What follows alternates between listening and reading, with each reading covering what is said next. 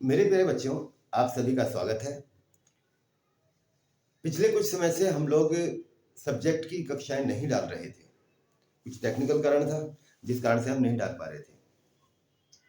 अपने विषय को, इतिहास को, प्राचीन भारत के इतिहास को आज हम वहीं से शुरू करेंगे जहां तक हमने वीडियो डाल के छोड़ रखी है, जहां तक हमने क्लासेस पढ़ा रखी हैं।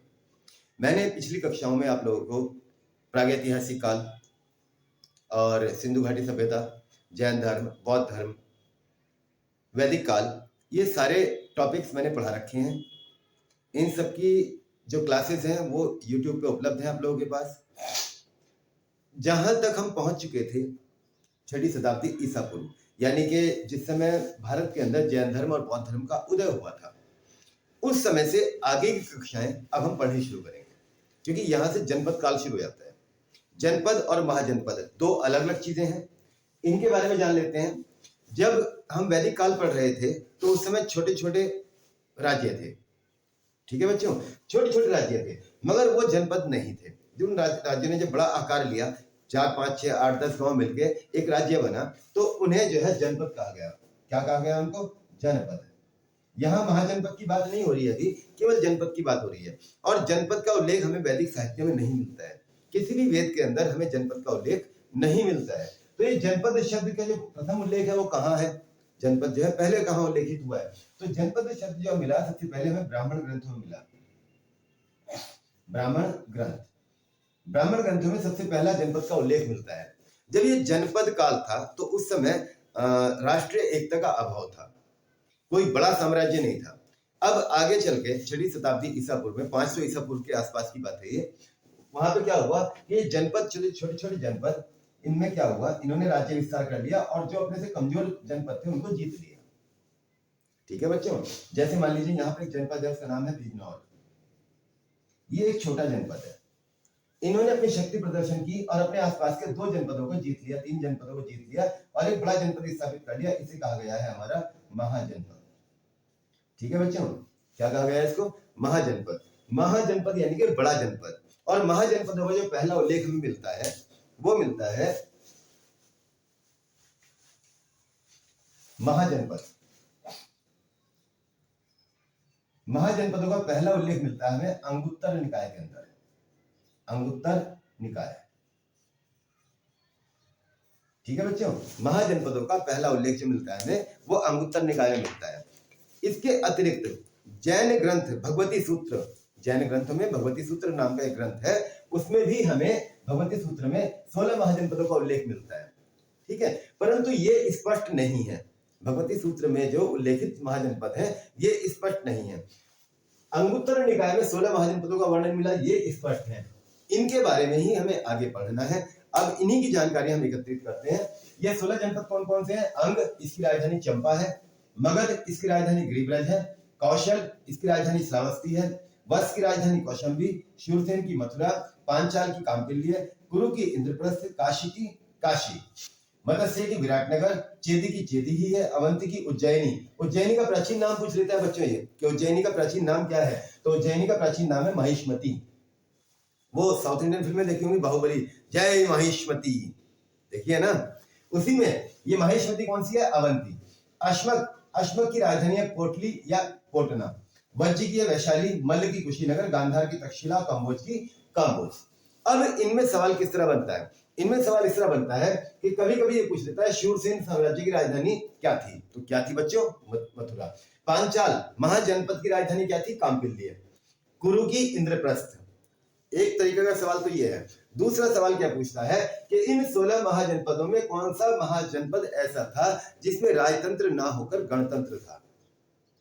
ठीक है बच्चों, राजतंत्र नहीं था, गणतंत्र था, यानी कि बहुत सारे राजा बैठते थे और एक नायक राजा नियुक्त कर लेते थे।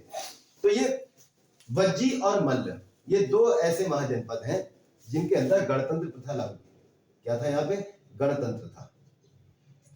ये कोई एक राज्य का नाम वज्जी या एक जनपद का नाम मल्ल नहीं है। इनके अंदर छोटे छोटे बहुत सारे जनपद इकट्ठे होकर इन्होंने एक महाजनपद बनाया।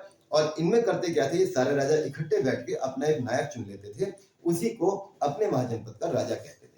इसमें किसी एक राजा की नहीं चलती थी।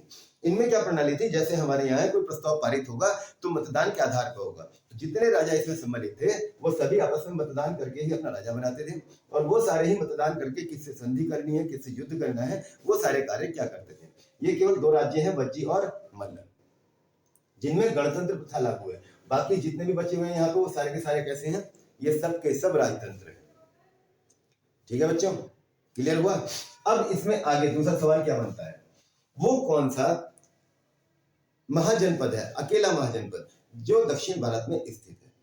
ये जितने भी हैं ये सब के सब उत्तर भारत में है, केवल इस अश्मक को छोड़ देना।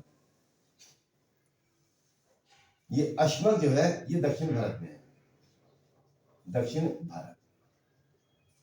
ठीक है बच्चों, अब इसे याद करने का तरीका क्या है, कैसे याद हो, एकदम दिमाग में कैसे सेट होगा।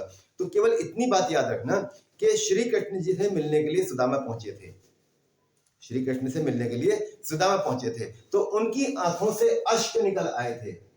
अश्क किसे कहते हैं, आंसू को। आंसू को उर्दू में क्या कहा जाता है, अश्क। ठीक है बच्चों, जब श्री कृष्ण से मिलने सुदामा पहुंचे तो उनकी आंखों से आंसू निकल आए। आंखों को उर्दू में अश्क कहा जाता है। इस अश्क में आपने लगा लिया मैं, तो क्या बन गया आपका अश्मक। दक्षिण भारत का एकमात्र महाजनपद, श्री कृष्ण ने सुदामा को देखा तो उनकी आंखों से आंसू निकल आए। आंसुओं को उर्दू में अश्क कहा जाता है, इसमें मां लगा तो बन गया अश्मक। ठीक है, अब राजधानी कैसे याद होगी, तो जब सुदामा श्री कृष्ण के पास पहुंचे थे तो उनकी बगल में यहाँ पे पोटली दबी हुई थी। क्या दबी हुई थी, पोटली, चावल की पोटली, वो अपने मित्र के लिए लेके गए थे। तो अश्मक की राजधानी क्या है, पोटली। क्या है ये, पोटली। इस तरीके से आप इसको याद रख सकते हो, श्री कृष्ण और सुदामा की मित्रता के आधार पे ये आपको याद हो जाएगा। दक्षिण भारत का एकमात्र महाजनपद, क्या नाम है उसका, अश्मक। राजधानी क्या है इसकी, पोटली या पोटना, दोनों इसी के नाम है।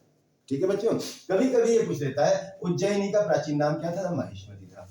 कौन से ऐसे महाजनपद हैं जहां गणतंत्र व्यवस्था लागू थी, तो वो वज्जी और मल्ल थे। ठीक है बच्चों, अब यहाँ पे मैंने पूरी लिस्ट बना के आप लोगों के लिए छोड़ दी है। इस लिस्ट को आप स्क्रीनशॉट लेके रख सकते हो या इसको उतार सकते हो। महाजनपदों की पहली जानकारी जो मिल रही है कहाँ मिल रही है, अमृता निकाय के अंदर मिल रही है। कभी कभी यही सवाल पूछ लेता है कि महाजनपदों की जानकारी हमें सर्वप्रथम कहाँ मिलती है, उल्लेख कहाँ मिलता है, तो वो मिलता है अंगुत्तर निकाय के अंदर। इसके अतिरिक्त 16 महाजनपदों का उल्लेख जैन ग्रंथों में कहाँ मिलता है, तो वो मिलता है भगवती सूत्र के अंदर।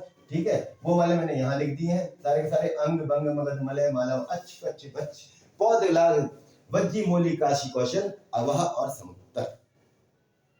ठीक है बच्चों, तो ये 16 महाजनपदों का मैंने पूरा विवरण आपके सामने स्पष्ट कर दिया है। आप इसका स्क्रीनशॉट ले सकते हैं अथवा इसे पेपर के ऊपर उतार के रख सकते हैं। राजधानियां पूछ लेता है, या 2 सवाल, गणतंत्र कहाँ था या दक्षिण भारत में कौन सा था, उतार लीजिए।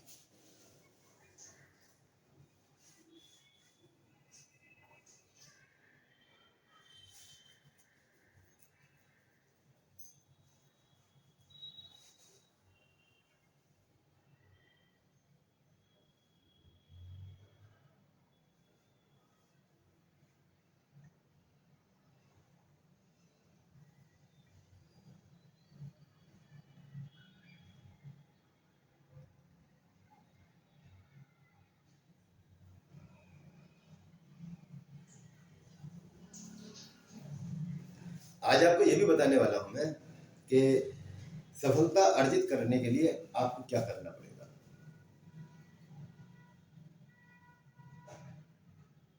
हो गया।